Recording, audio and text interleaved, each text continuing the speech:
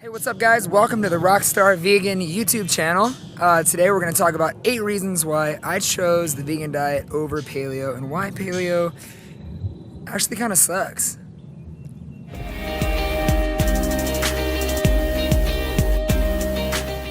So hey guys, we're hanging in my beautiful backyard out here in Nashville, Tennessee. Just kicking it with the birds and the green trees, and it's so nice because it's not raining, it's not cold, and it's really warm.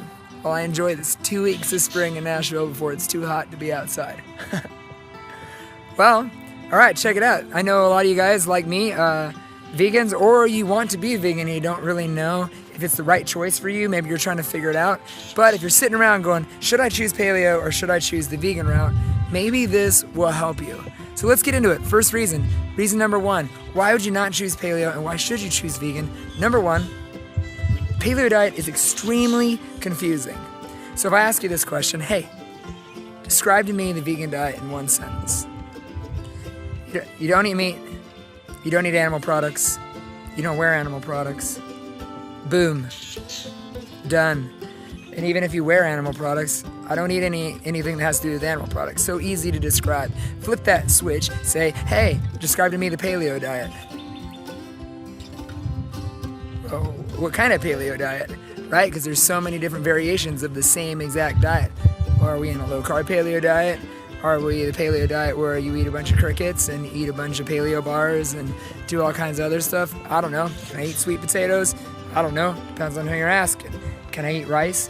Can I eat all vegetables? Do I eat almonds? Like, wait, I don't eat carbs, right? But wait, how many carbs do I eat? Like less than 50 grams?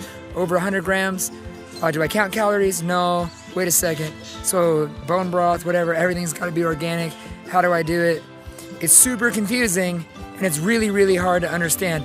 I'm going to guess if you really want the simple version. Well, I'm paleo. I eat all local foods. I eat everything organic. I eat everything grass-fed. I would eat everything grass-fed. And if I was a paleo person, do no dairy, no gluten, no grains. I don't let my carbs go over a certain amount. Try to keep my starches low. You already see where I'm at. Way too long of an answer. But reason number 2. Why I think paleo is not actually that great. Paleo diet is super expensive. So when I used to be paleo, it was super hard because I'd go to the grocery store. Every trip was like $200-300. I'd go in, grass-fed beef, wild-caught fish. Dinner sometimes, just to buy a piece of wild-caught fish, was like $25-30. And I know people in the paleo community have like their ways where they're like, hey, we're gonna keep costs down by ordering in bulk, which that's cool, but that's a huge pain in the butt. First you got to find a local farm, and then on top of that, a lot of the local farms, especially if you're in an area like Nashville, like upcharge everything because the paleo movement's so big now that it's like so expensive it's way out of an average person's budget. So unless you're rich or just like dropping tons of cash on groceries, paleo is probably not going to be a good option for you.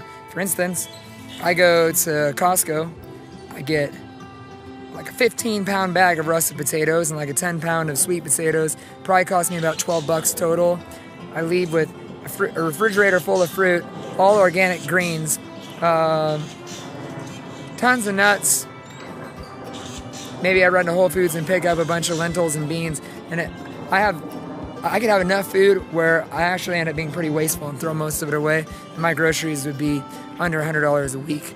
I even talked to my mom today, and she's like, how much money did you spend on groceries this week? For me and my wife, it was $100, and that's pretty darn impressive.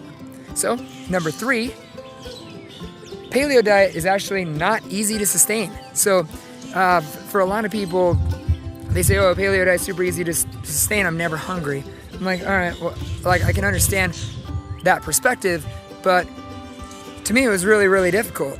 You go out to eat, unless you never eat out, which is cool, or like if you're a musician like I am, like you're out all the time, you're on the road, if you're busy, you're on the go, like you can't eat paleo, can't do fast food, can't do most restaurants, and it's unbelievably difficult to substitute things. So if you're eating vegan and you're running around and you're like, hey, you know what, I'm gonna go even a Taco Bell.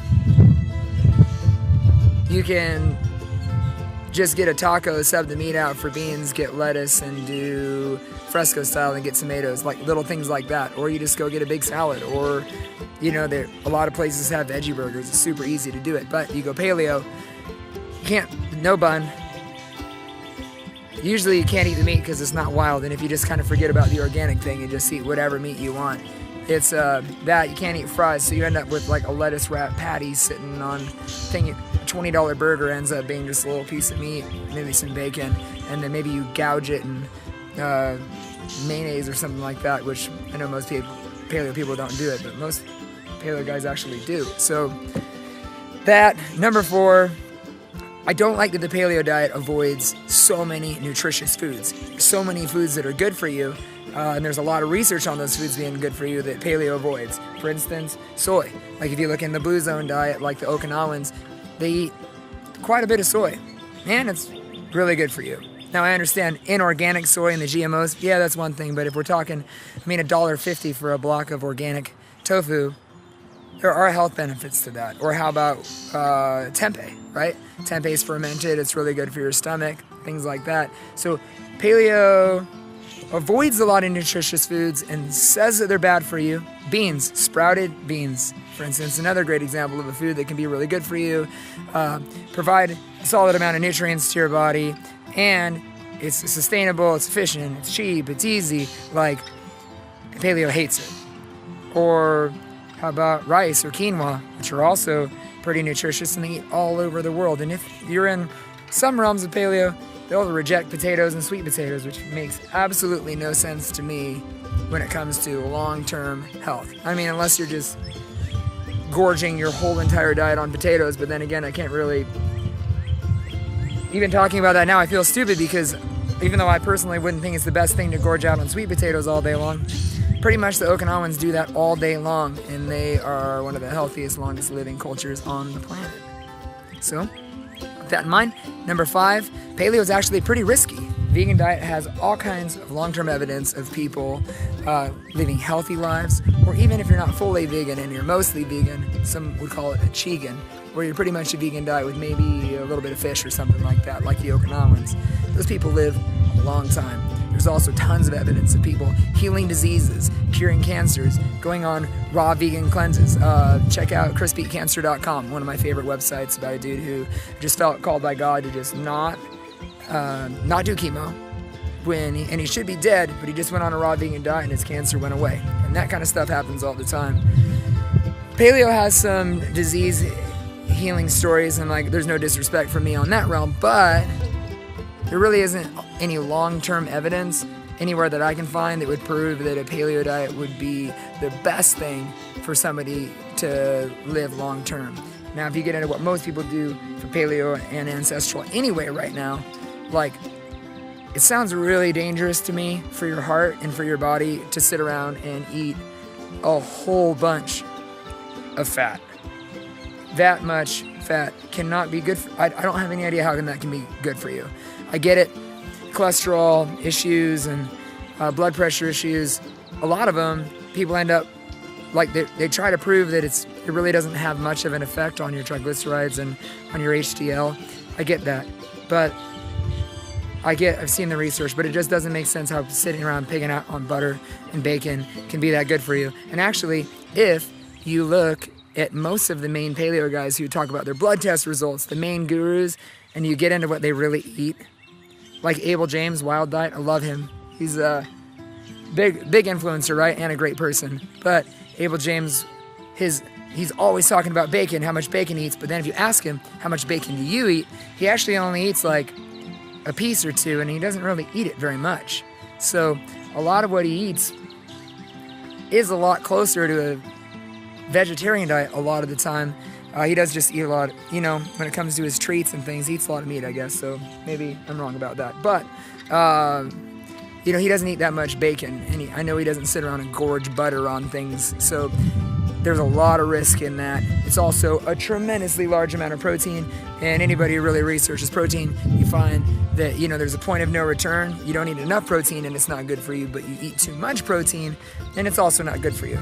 So 15% seems to be about where the money is, where Depending on certain other issues, you go above 20%, protein starts to become toxic to your body. You go under 10, you start to get weak, and then your body is just in a lack of it. Where are we at? We're at number 6. It's actually not good for the environment. It's better for the environment than McDonald's because maybe the factory farming is slightly better, but just because you're eating grass-fed beef doesn't mean that the cows are treated better, and it doesn't mean that you're helping the environment much at all because the CO2 in the air and the problems with the oceans and the fish, they're not getting solved by eating more and more fish and more beef. So, if you want to help the environment, paleo is not the way to go. 7 was, the high emphasis on meat, and it ignores the blue zone history. That is one thing that always bothered me about the paleo diet itself, was that if you look at the top 5 longest living cultures on the planet, they don't eat paleo. They do eat wheat, and I don't eat wheat personally. I'm actually, maybe 90% gluten-free, but most of the people who are living really long, Loma Linda, Okinawa, Italy, right? Costa Ricans, they eat taro, rice, fruits, tofus, a lot of sweet potatoes, greens, miso, things that are all really good for you, where none of those cultures focus their diets on meat. So to have a diet focused on meat and to ignore the history of the longest living cultures on the planet, that gets a little bit weird. Now, number 8, and one of the biggest things that bugs me of all, is actually that when you look into the paleo diet, and I didn't notice this for a long time, but most of the big paleo people and all the biggest gurus, they're just guys. They're business guys. They're really good at running a business. They're really good at enticing you into buying their books, and they're actually, they're really cool people. Like, you talk to some of them, and they, they have good things to say. I'm sure they're changing the world, and like I said, I don't want to criticize the gurus, but I will say they're gurus. They're helping people, they're changing people's lives, and with all respect to that, there aren't a whole lot of really big doctors or tons of scientific researchers that are coming out and being like, man, paleo's the way. There are some, you can find them, but if you look into the vegan diet, most of the biggest vegan advocates, they're all doctors. And that makes a lot more sense to me than, just following one person's experience, because they do have the belief, and the understanding that everybody's body is different, so everybody's going to respond to things differently. So if one person heals ailments with the paleo diet, or the paleo diet changes their life, doesn't necessarily mean that everybody on the planet should go paleo, or that it's the way to go.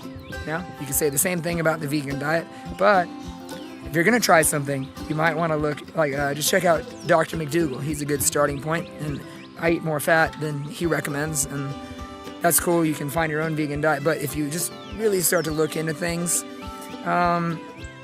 it gets kind of weird when you're like, all right, well, a lot of the paleo guys, they talk to, on their podcasts and stuff, they talk to people who are selling books, and that's great. I'm all about people making an income doing what they love, and they do talk to other doctors, but the biggest gurus, they just interview other people, and then they inspire people. So those are just some, the basic 8 problems I have with the paleo diet and why I chose the vegan diet. Now, I didn't really compare the vegan diet. I kind of just trashed paleo for a little while, but the big deal is, if you're trying to make the decision and you're like, man, I don't know if I want to go paleo or I want to go vegan, hopefully these things will at least help you think through what you're doing before you actually sell fully into a paleo diet.